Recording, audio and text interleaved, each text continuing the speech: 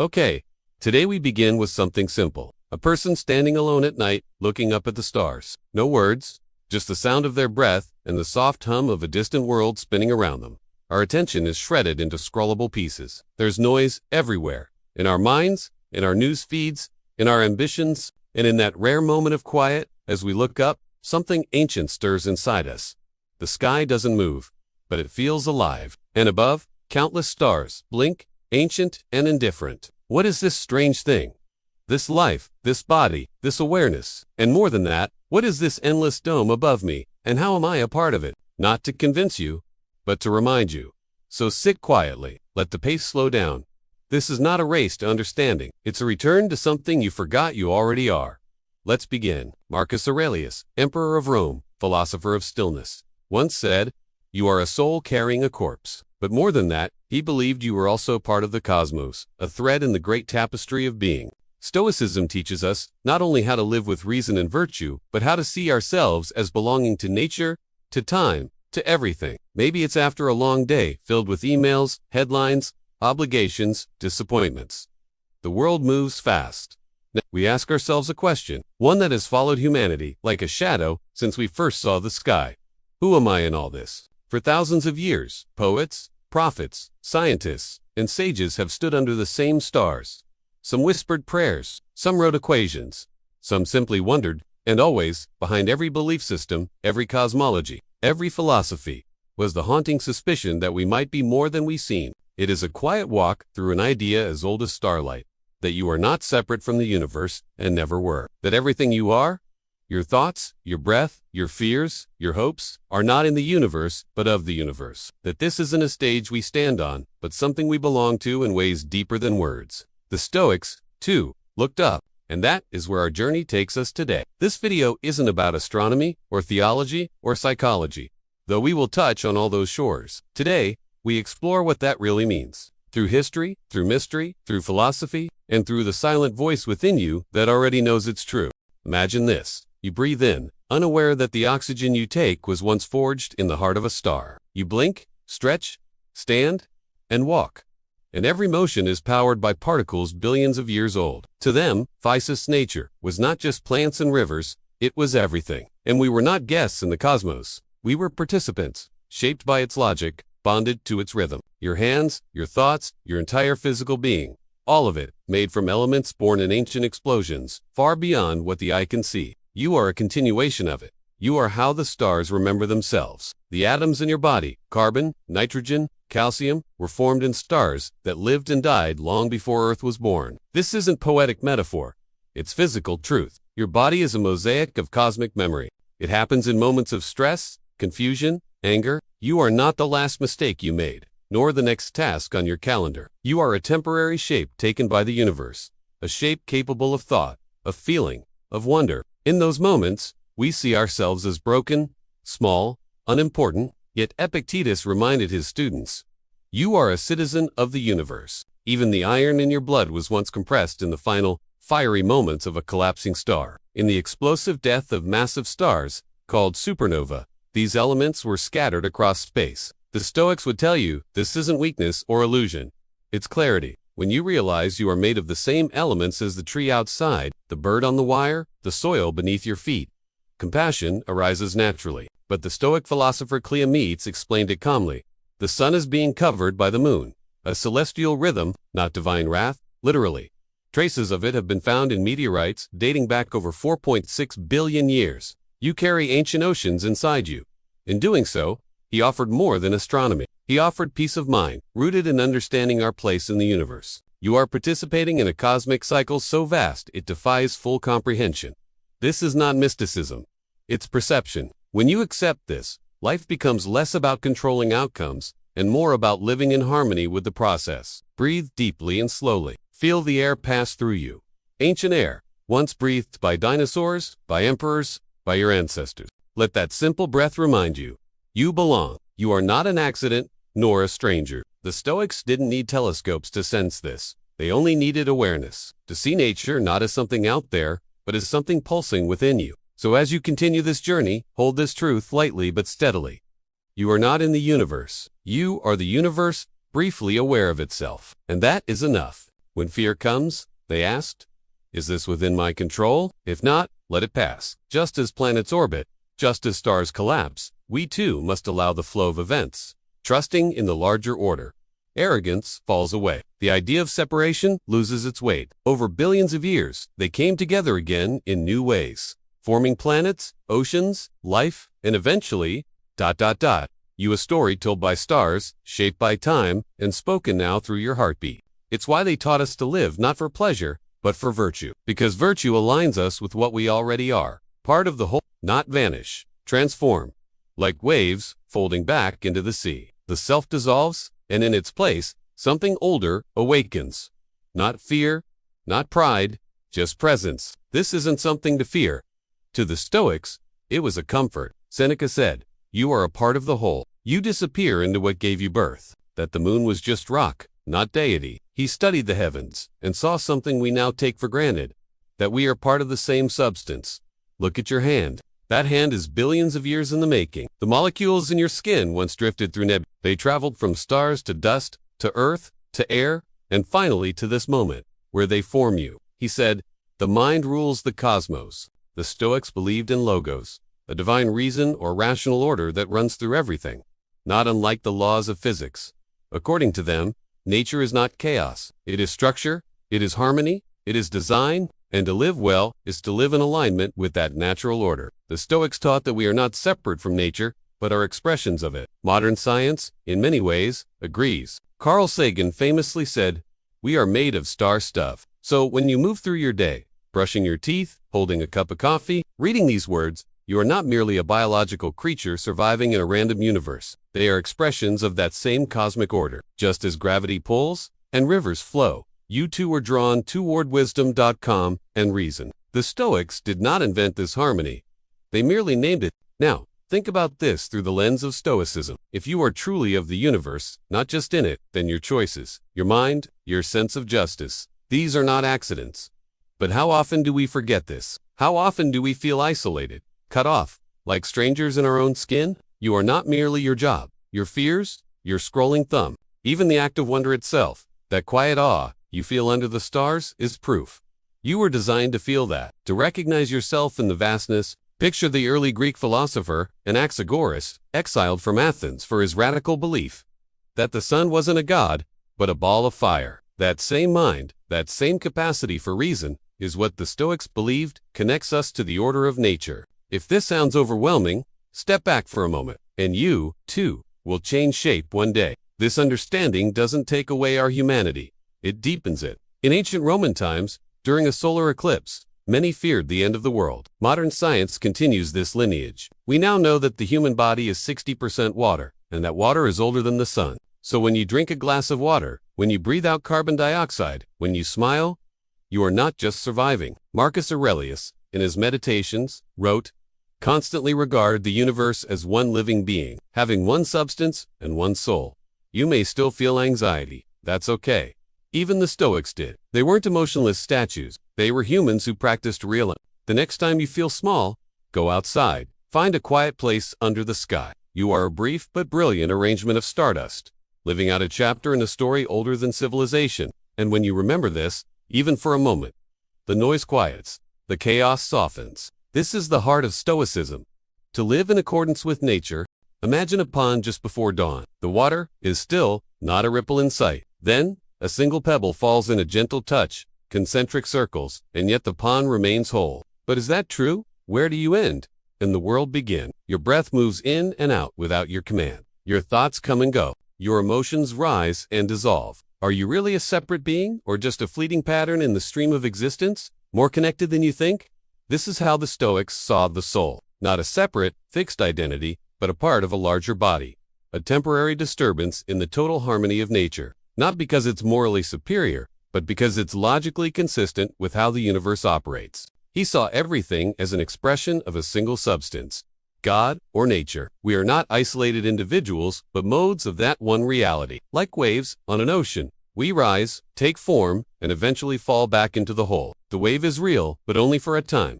Its essence never leaves the sea. So too, with us, if everything is connected from stars to rivers to people, then acting selfishly is like a hand trying to harm the body it belongs to. You are the universe experiencing itself. The Stoics would likely agree, though they'd phrase it differently. They'd say you are a fragment of logos, the rational principle that orders everything. When you act with wisdom, you are not merely being good. You are realigning with your source. You are remembering what you are. Maybe a stranger pushed past you. Maybe a friend let you down. In the same way, your consciousness is not separate from the whole. You do not have to transcend to find this truth. You simply have to notice it. The breeze that moves the trees moves you too. The same breath flows through all. Your first instinct is to react, to protect your boundaries. Because in dissolving the false walls around the self, you begin to care not just for yourself, but for everything. In how you speak to a tired cashier, in how you listen when someone needs to be heard, in how you respond when your pride is bruised. These are not tests of character, they are moments of remembrance. To live not as an isolated point, but as part of the whole movement. To be not the actor, but the dance. And in that, there is peace. Not the peace of escape, but the peace of recognition that all along, you were not separate. You were not alone. You were always home. The chance to remember. I am not a fortress. I am a field. I am not at odds with the world.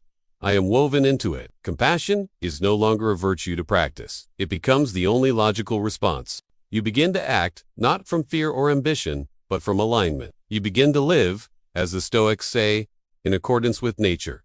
Not your nature, the nature, one, continuous, undivided. You help others because they are you, in a different form. But the Stoics ask, what are you protecting? If your true nature is part of the whole, then others' actions are not against you.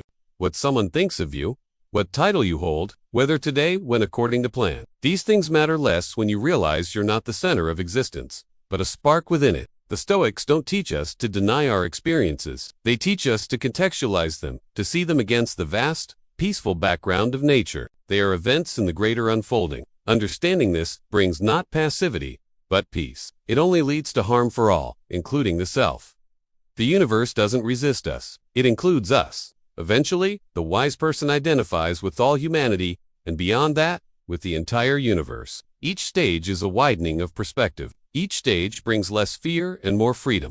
The question is not whether we exist separately from the world, but whether that separation was ever real to begin with. We live with the assumption that our self is distinct, that there is a hard border between me and everything else. You are a thought of the universe, a process, not a possession. And that means your task is not to assert your separateness, but to fulfill your nature, to live in accordance with reason, with compassion, with harmony. The Stoics, along with many ancient traditions, suggest that the idea of a separate I is a useful fiction. In Indian Vedanta philosophy, the concept of Atman is Brahman expresses that our innermost self is not just part of the cosmos, it is the cosmos. What we call the self, our personality, history, and preferences, is just a stream of impressions and habits. There's no permanent center, no core to defend. This isn't meant to be depressing.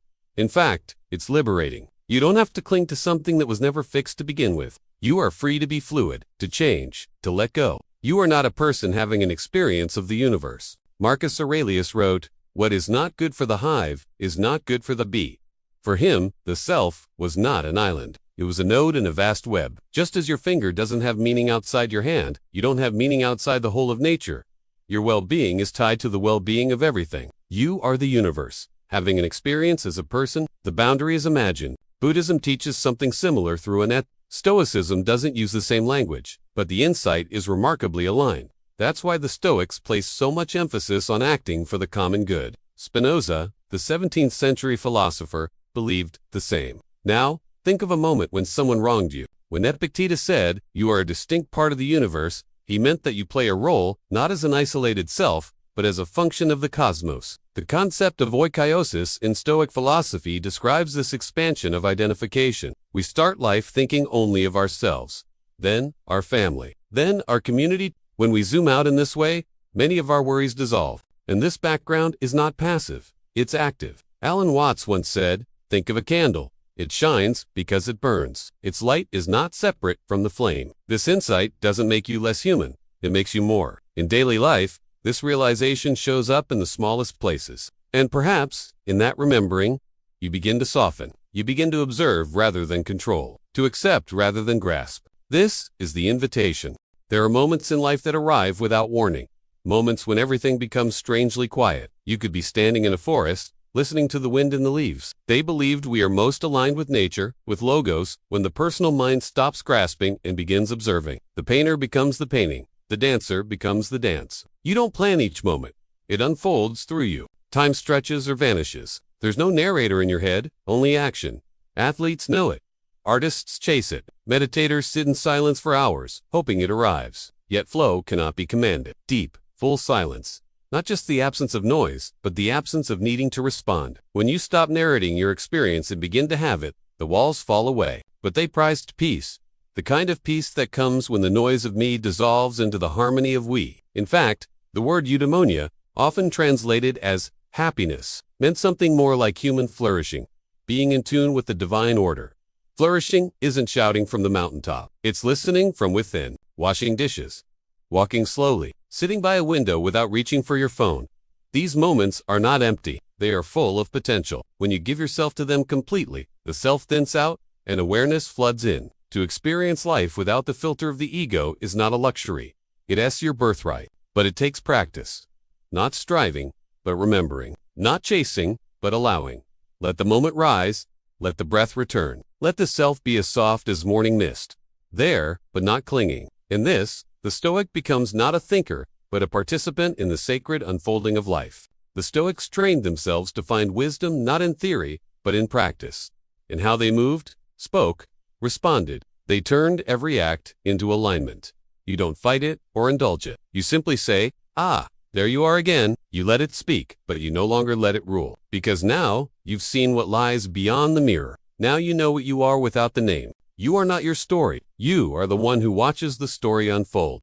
And that, quietly, changes everything. It's knowing the melody of life and playing your part in key. You, too, are a string in the cosmic instrument. When the ego is loud, your note is dissonant. But when you are clear, humble, and quiet, your life plays a sound that fits. This is not mystical. It is practical. A well-tuned self doesn't grasp. It doesn't rush. It simply resonates with the whole. Epictetus said, "First, say to yourself what you would be, and then do what you have to do." To be still is not to be passive. It's to make space for the whole world to pass through you without resistance. It comes when you forget yourself, and it leaves the moment you try to hold it. And in those selfless moments, that's exactly how it feels. You belong. The birds don't need to recognize you. The clouds don't care about your resume. But everything accepts you because you are of the same fabric. The self that tries to earn its place is an illusion. The self that rests in its place is reality. You do not have to become something greater. You only have to remember that you already are. Marcus Aurelius wrote, "To love only what happens, what was destined, no greater harmony." In those few words is a practice.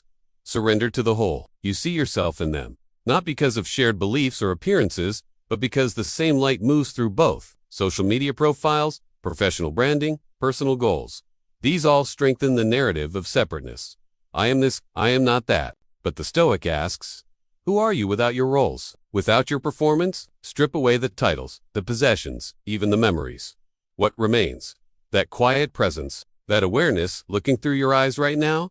It existed before your name. It remains after your name is forgotten. Marcus Aurelius reminds us, men exist for the sake of one another. If you dissolve the ego, the lines between self and other blur, and kindness becomes not a rule, but a response. Not through force, but through stillness. When you let go of control, the world begins to shine through you. Or sitting in a crowded cafe, watching light ripple across a teacup. Suddenly, your sense of self softens.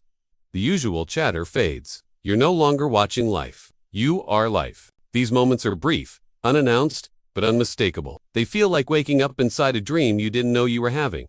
The self dissolves, and only presence remains. The Stoics never used terms like ego death or altered states, but they understood the value of these dissolving moments. Modern psychology calls this state flow. It's when the boundary between doer and deed disappears. This dissolving of self is not an escape, it's a return. You not abandoning who you are. You returning to what you've always been, beneath the layers of identity and story. The Stoics practiced this not through art, but through philosophy and reflection. Seneca wrote, "We suffer more in imagination than in reality." Why? Because our imaginary self clings, judges, fears. But when you drop below that layer, even for a moment, suffering gives way to clarity. Sometimes it happens in nature. Standing before a mountain, watching waves repeat themselves endlessly, the self seems small, but not insignificant. Just quiet. Nature doesn't ask you to be anything. It simply is. And in being near that isness, your mind remembers how to rest. The Stoics walked daily among gardens, rivers, and hills. Not for exercise, but for recalibration. They knew.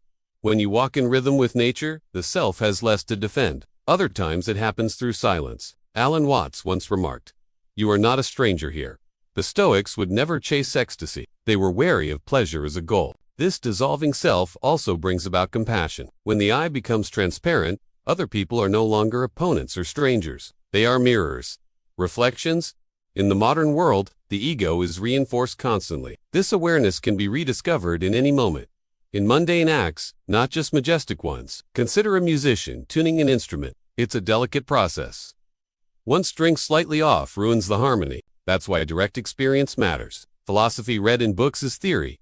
Philosophy lived in breath and silence is wisdom. And when the self returns, as it always does, you greet it gently. If you are the universe, not just a part of it, but its very unfolding, then how should you live? This is no longer a poetic question. It becomes an ethical one, a practical one. Marcus Aurelius, writing not as emperor but as a seeker, reminded himself, the universe is transformation. Life is opinion. To live well, then, is to live like nature, in alignment with its rhythm. The stars don't hurry. Trees don't panic. Rivers don't cling to past bends. Nature acts with economy, clarity, and purpose. So should we. Would it dominate or collaborate? Would it fear uncertainty or trust and flow? Courage, justice, wisdom, and temperance are not imposed values. A falling leaf is not rushed.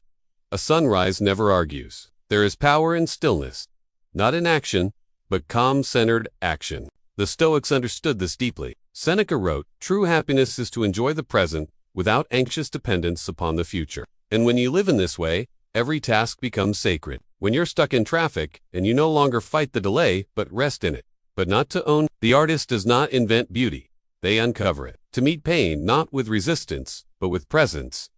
You are allowed to grieve. You are allowed to fall. But you are also called to rise, not as a separate willpower, but as part of nature's momentum. What the universe begins, it completes. You are not the exception. You are its continuation. Act not to win, but to resonate. The Stoics didn't tell us how to be perfect. They showed us how to be aligned. And from that alignment, everything becomes music.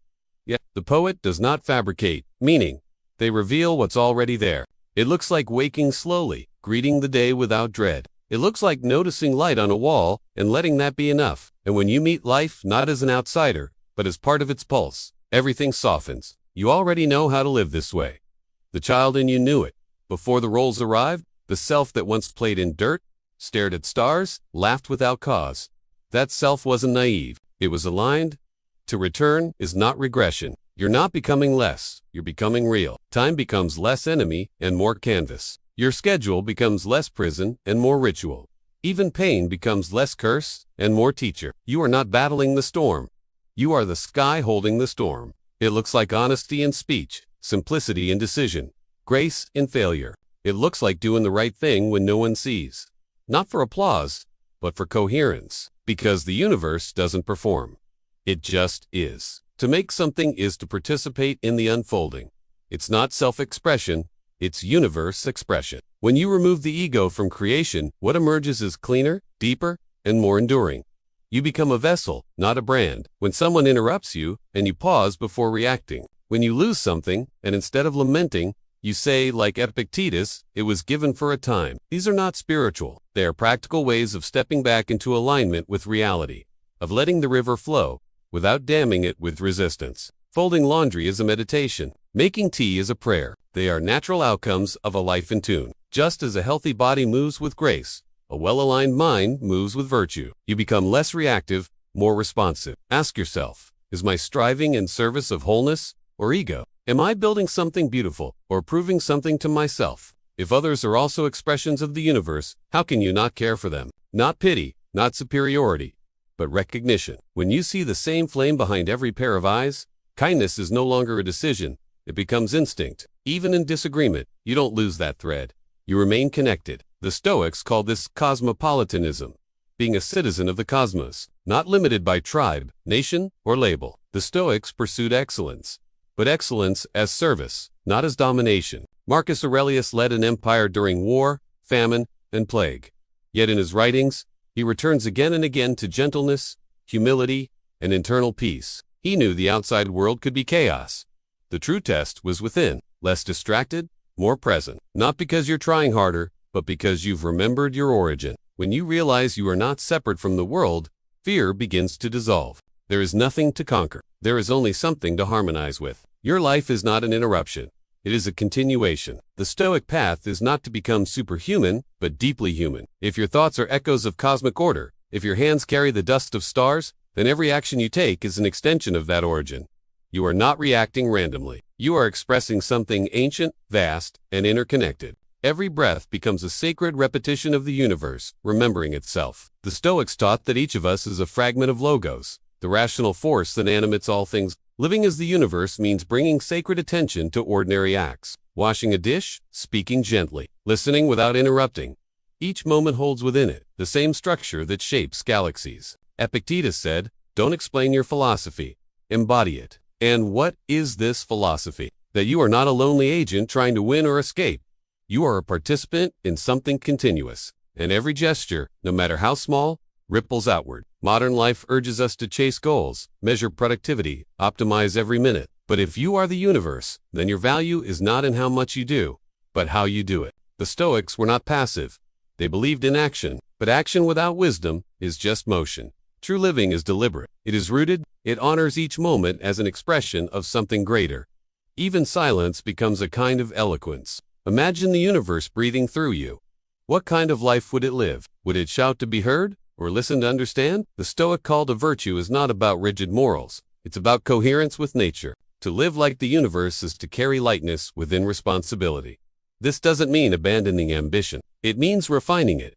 Compassion becomes easier when the ego is quiet. In small things, too, the Stoic universe, life reveals itself. And what of creativity?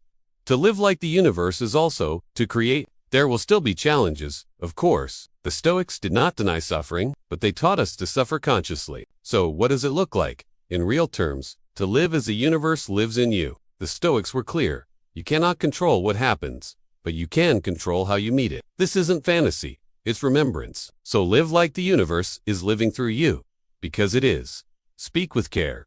Walk with presence. Give without grasping. Receive without hoarding. It begins where it ends. With silence, the kind that settles in after a long conversation or beneath a starlit sky. In that stillness, the question echoes once more. Who am I in this vastness? And now, perhaps, there is no need to answer. Because the answer is not in words. But what if you've never been separate to begin with? What if wholeness isn't something to earn, but something to notice? The voice in your chest, the rhythm of your breath, the curiosity in your gaze.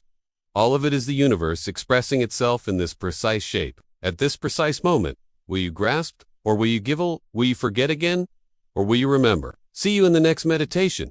You are not a name, you are not a title. You are the breath of an ancient star, the gaze of a great silence, the stillness that watches everything move. You don't have to transcend, you only have to return. Again and again, not to an idea, but to a sensation, to this presence, to this quiet, where seeking ends and recognition begins. When you stop fighting, what is the boundary between inside and outside dissolves. The moment becomes enough. The breath becomes sacred. The self becomes transparent. And through that transparency, the universe shines. It's in being. You are not a separate witness to the universe. You are its presence, looking at itself through your eyes, no longer searching, just remembering. The Stoics never claimed to offer all the answers. What they offered instead was a compass, a way to return again and again to what is essential. They knew the self was fragile, fleeting, but they also knew it was permeable. Through that porous edge between you and the world flows something steady. Logos, the order of all things, and when you live in alignment with it, peace is not a prize. It is your resting place. So much of life is spent chasing wholeness. Through status, through control, through approval, you are not alone. You never were. And now, a final question. If you are the universe, how will you live tomorrow morning? Will you rush, or will you rise? Thank you for walking this journey with us.